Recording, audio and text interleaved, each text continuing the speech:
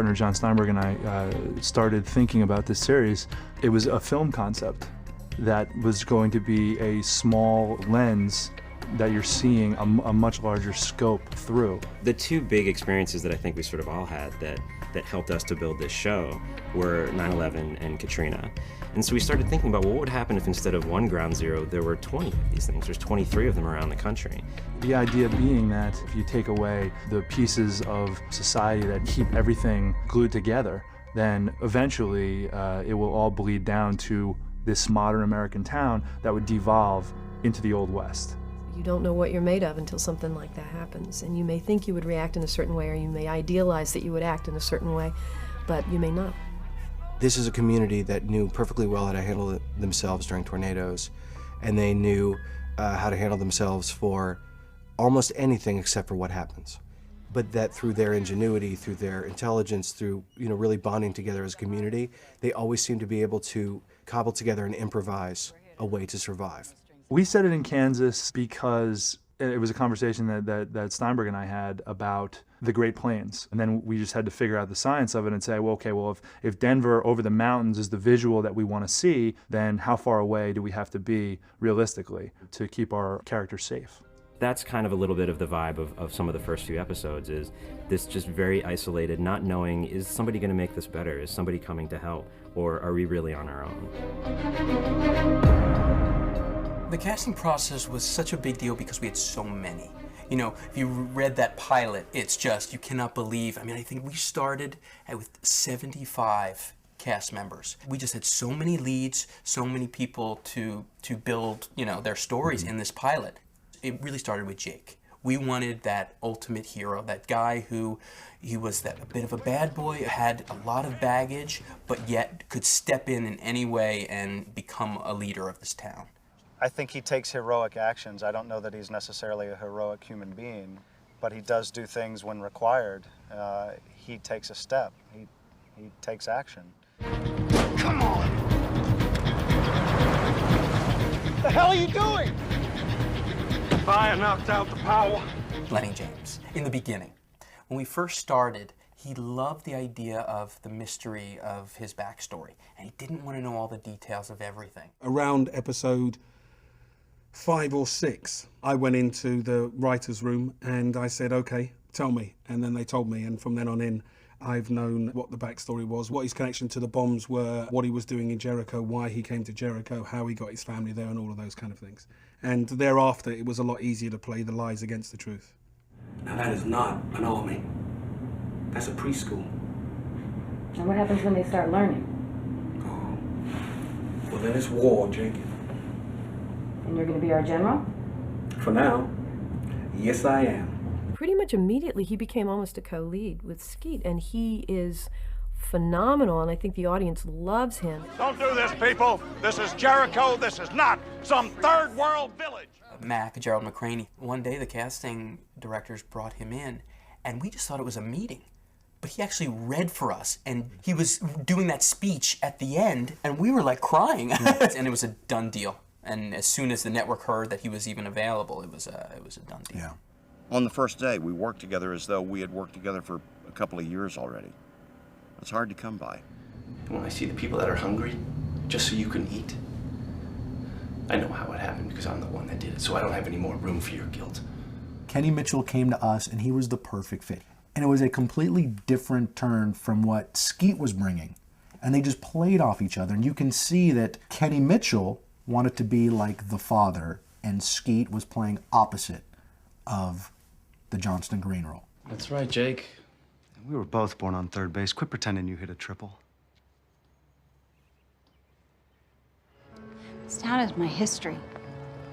It is everything that I know and love. When we met Ashley Scott, it totally changed. She brought this, it was like beauty and brains together, which we hadn't seen. She's so gorgeous, and you can buy that she came from this small town and wasn't spoiled by city life. And she came in, I think she was wearing cowboy boots and jeans, and she fit the part, and we're like, okay, she's from Jericho, Kansas.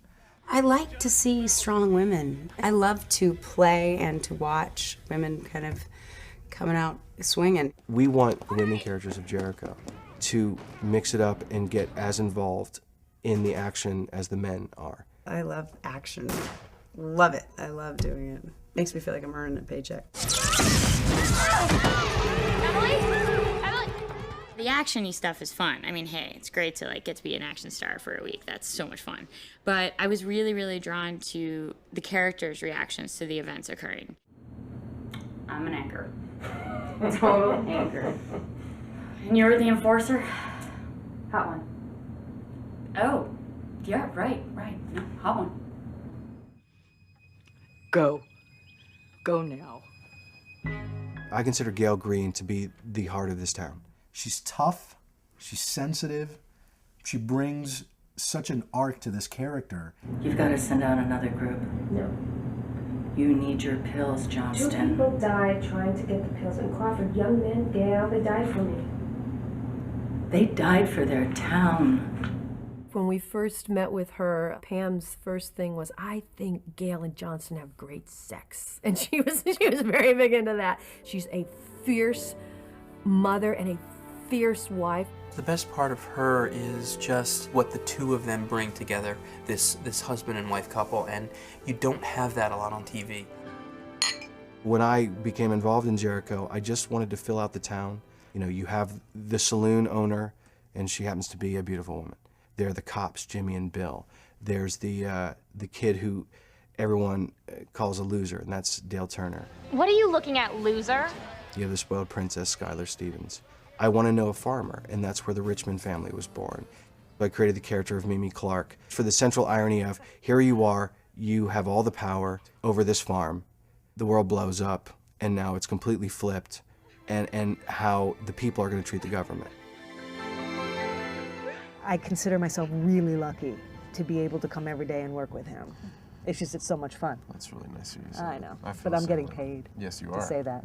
The ensemble characters and how there's a different perspective for each one. It sort of feels that all the age groups are represented in the show, and they each have an opinion on how things are going to be, and they each look at it differently. And it was very important to me in my process, and also working with Junction Entertainment, Jon Turteltaub, Carol Barbee, to always find the center of hope and the center of community in all of these characters. So we were thinking, what's our main title going to be? We just wanted Jericho, and we were trying to think, what's the sound that goes over that? And Kareem Zarek is the one who said, why don't we use Morse code? And he said it should say something different every week. And we thought that would be funny. And Jon Turteltaub said, there'll be 8 sailors who will figure that out. Like nobody will, will anybody care? But okay, whatever, throw something in there. And it's huge. People go crazy. If you go on the internet right after each episode, you already see it's up. Fans are talking about what it means because we try to put in there different clues to what's happening or what's going to happen so the fans can get really excited about, what's going to happen in future episodes because of this Morse code. When we did test this pilot, guys, what did you like about the pilot? What was most interesting about the pilot? We liked the mushroom cloud and Jake's car. We said, we need a cool car, something that'll describe this character, who he is, this small town. He's probably had it for years, built it himself maybe. The transportation department lined up a bunch of cars, said, what do you think is the best car for Jake Green to drive? And everybody, we all pointed that one. That one. Well, it's really a piece of junk. I mean, it looks really cool, but it's the thing hardly moves. Well, Men were crying when that car got crashed. They were like, they even asked, I hope that car comes back if this goes to series. We needed a town that looked like it could be a sweet little Midwestern town, but that we could in some way control for the shoot. We found Fillmore, California, which is so beautiful and so perfect. It's the quintessential little small town. We had our hopes and we felt good about the pilot, so we start talking to CBS, and then finally at one point they go ahead and hire him. And so I was able to go ahead and hire the writers I wanted. And that's when I knew we were going to get the pickup. And then it was just fun. And other than that, it's perfect.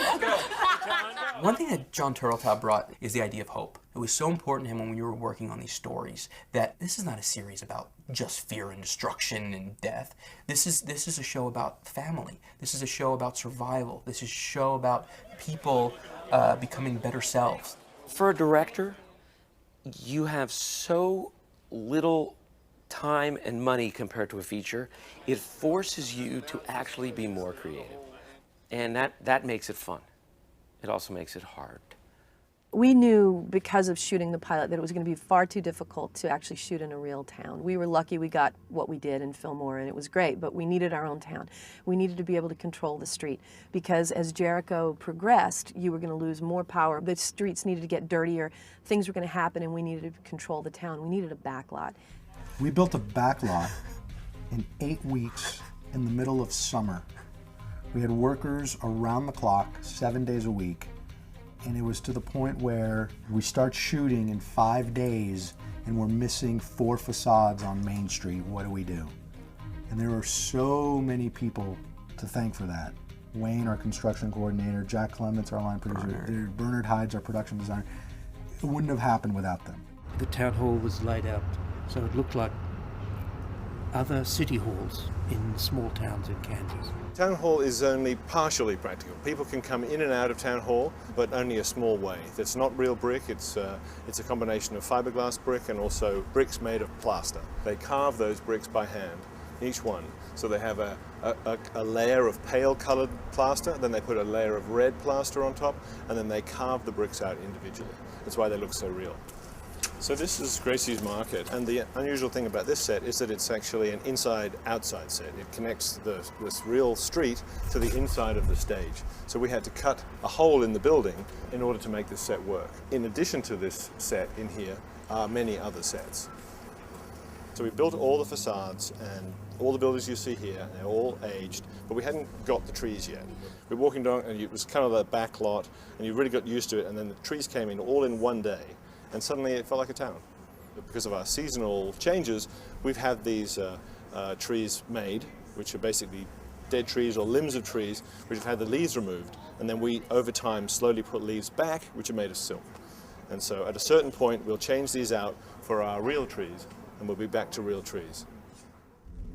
One of the reasons this church juts out here like it does is that it's configured in the way it is, so when you're down the other end, you don't see down here that we hide all our work trucks, so it's quite an effective blocking piece, and that's what we really have to do here. We have to try and contain our world within this little tiny area and make this appear like it's a full town.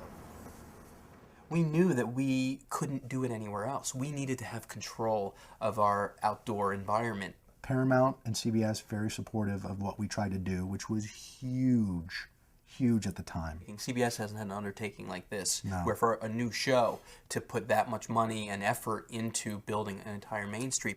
And we're able to control the town, and we hope to keep building it out and just have more and more to go to. And action! When you film on location, you can't always control the lights, and maybe you can control them on your street, but there's lights off in the distance in people's houses, and when you're in post-apocalyptic Kansas, you need to be able to control the light source. The trick of it is that when you do have lights, say if it's candles sitting on a table, we could put some nice warm colors on it and then set it off to the side and hide it behind the candles or off of camera someplace, so the viewer will see these candles flickering in the foreground, and our lights are sort of adding to that feeling and giving that emotional warmth or whatever that we may be trying to convey. It's all about motivating lights, for me. We try in every scene, for sure every day, but if not every scene, to try and just give that one shot that is just going to be a real stopper, a channel stopper. If you're going, you might look and then give it a signature look of the show. One day I went out to watch them shoot, and there was a tank, a real tank, a bunch of Marines, horses, snow, and you know, and it's Van Nuys, and it's, you know, 90 degrees, but it was just, we all went, we get to do this. This is so much fun. Like, Got it! Perfect! Yeah, baby! Huh?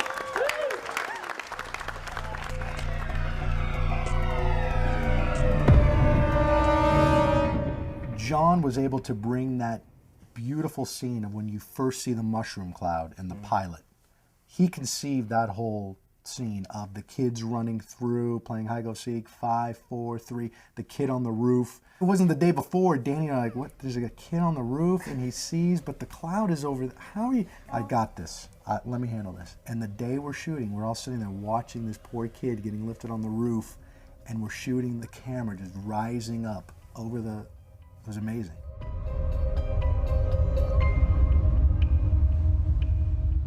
Anytime you do any kind of CGI effects, you really want to know as much information as you can so that, when it does happen, you feel like it was there and it was a part of the scene.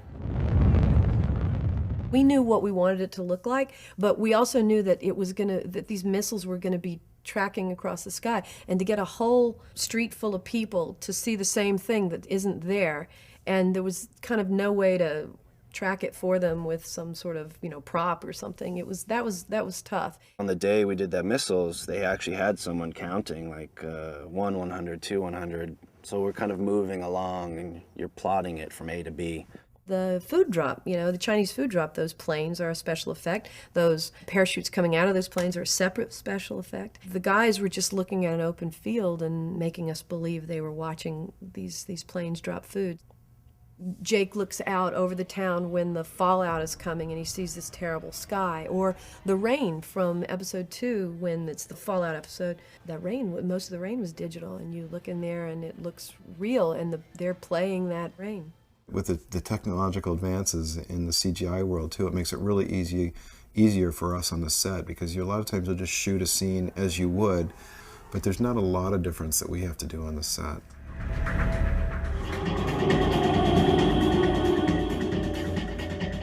Should we start with David Lawrence? When he first came in, we just totally connected with him on the themes of the show. He's so good at understanding what these characters are going through and how he can relate that in themes. He got the show, he understood what it was. He didn't come in and compare it to other shows on TV. He knew he needed to bring a different sound and feel to it, and we bought into it right away. And even that opening where you see the Jericho, just the boom, he just puts in that subtle boom of the mushroom cloud, and the Morse code noise combines it together. It worked fantastic.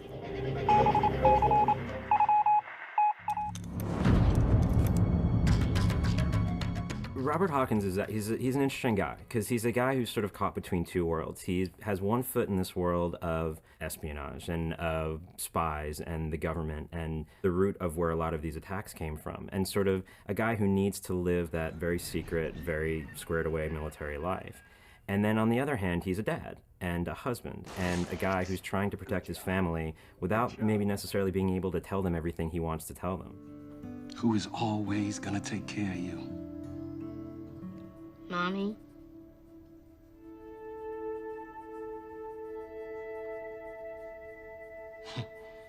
This guy knew it was coming.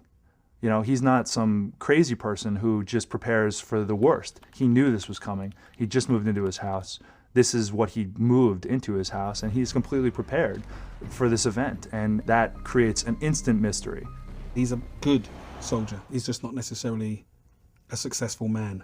It's kind of perfect because Skeet's character, Jake, is our hometown boy. He's our everyman. He's you. He's the guy who just happened to get into town on the wrong day and has now been called upon to do all these things. He has to step up and kind of be more than he ever was.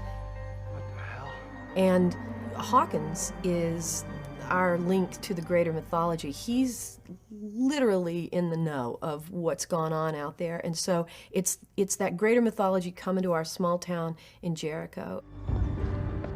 It had always been an idea from the very beginning that we wanted to kind of have these characters come together a little bit and for Jake to sort of start to study a little bit of where Hawkins is coming from. As kind of Jake finds out towards the end of the season, he's a man that is good to have as a friend and really not good to have as an enemy. And obviously, as the season goes on, and we revealed everything in 18, and obviously there's much more to him for season 2, he's not a good guy, he's not a bad guy. He always is in between that fine line of good and evil. Is he a good man or a bad man? Baby, there's no such thing.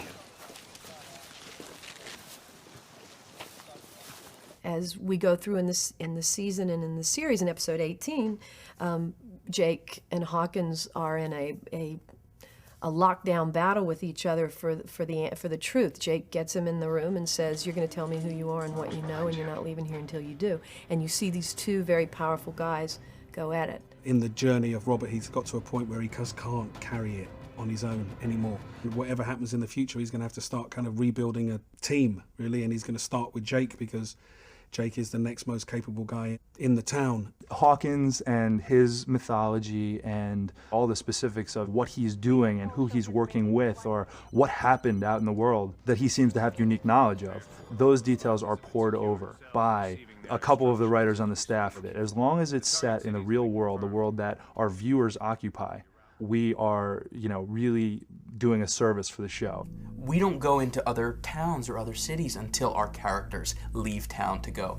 And when they go to New Bern, you see that this town didn't go the direction that our town went. We tried to keep a democracy. We tried to keep a place where people listened to each other and had values and morals and what America really stands for. And New Bern just turned a whole other direction. New Bern, right here. We built the whole first season towards the moment where Jericho is on the brink of war with New Bern, and we see the first couple of skirmishes. We are outmatched by New Bern. There's no way we're going to be able to outgun them. They have a munitions factory that we've tried to blow up and we couldn't. We know we're fighting a losing battle, but as our characters tell us in the previous episode to the finale, this is why you fight. You don't have to teach anybody to fight for their home. You stand, you fight, even if you can't win. And when we're faced with that, you start looking at yourselves and, okay, we're trying to do it right, but at the same time, what they did over there is now coming upon us, and how are we going to avoid becoming them? That's where they are, just at the moment that the war is about to begin in earnest with our rival town. There's an overwhelming force coming at us from another direction, and we don't know who they are, and we don't know what they want, and we don't know if they're good or they're bad or they're on our side or what is going to happen. And that's season 2.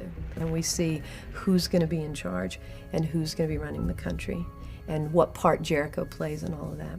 And when Johnston Green dies, the patriarch of Jericho, and Jake is left to step up and be the man he's always tried to be, that his father always wanted him to be. That is the ultimate moment that takes us into the next season. That scene in the finale is so heart-wrenching, but then where it propels our hero is everything we've rooted for from the moment the pilot started, when he came into town to reface his family, reface who he is. Episode 22 was not going to be an end to the story. It was a launching off point to season 2. We needed to sort of leap and go, where is season 2 going? What new themes are we going to explore in season 2?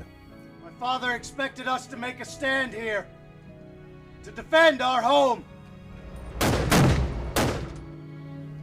what I'm going to do. The goal of the show is not to create fear or say, boy, this is an awful time. The point of the show is to say, if this happened, what would happen? What would you do? And how does the not knowing affect how you live your life?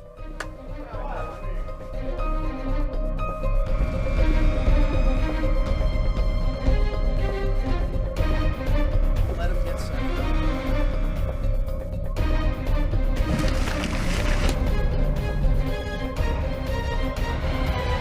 Oh!